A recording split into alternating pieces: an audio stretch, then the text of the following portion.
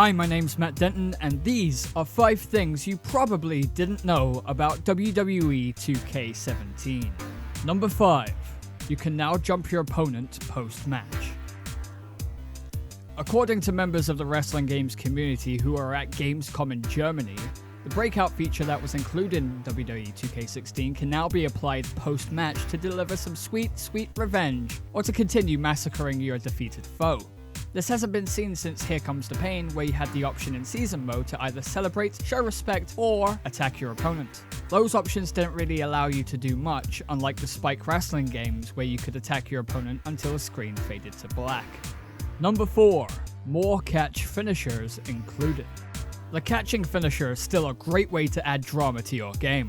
Being able to catch someone with a spear or a super kick out of midair never gets old, and finally there are more moves that can be used as catch finishers. According to fans at Gamescom, the series debut for the phenomenal AJ Styles includes a catching Styles Clash, and Kevin Owens has a catching version of his pop-up powerbomb.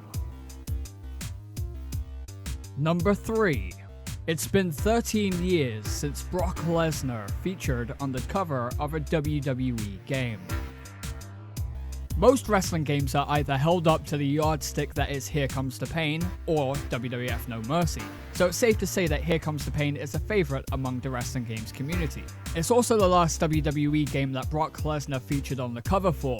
A year later, Brock would be trying his hand at the National Football League, and wouldn't be seen again in WWE until 2012. Number 2. This is the first WWE game since Here Comes the Pain to allow you to go from ringside to backstage. One of the most fun things about Here Comes the Pain was the ability to leave the ringside area and fight backstage, even to the point where you could go to Times Square, climb a rope ladder attached to a helicopter, and do some ridiculous aerial move to your opponent. WWE 2K17 has brought back a version of this much requested feature, minus the unrealistic helicopter hijinks. You can fight backstage into various different rooms to take the fight to your opponent, even encountering some superstars along the way. Just be careful breaking into the authorities' office. Triple H is gonna be pissed. Number 1. This isn't the first game with Hideo Itami, Brock Lesnar, and Shinsuke Nakamura featured on the roster. Back in 2006, Wrestle Kingdom was released in Japan, heavily borrowing from the Day of Reckoning engine. This game brought New Japan, All Japan, and Noah to both the PlayStation 2 and Xbox 360. For the first time ever, Brock Lesnar, Kenta, and Shinsuke Nakamura were playable characters in the same game. 10 years later, Brock, Kenta, now known as Hideo Itami, and Shinsuke Nakamura are featured in WWE 2K17.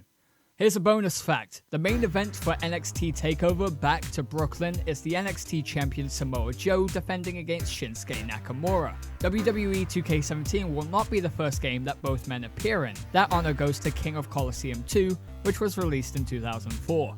Also appearing in King of Colosseum 2 is Kenta, aka Hideo Itami. Okay, there's your list. And boy did it get to be a little bit of a Here Comes the Pain love fest there in the middle, but I think I brought it back. If you like this video, like, share, and subscribe, and I'll catch you next time with some more WWE 2K17 goodness.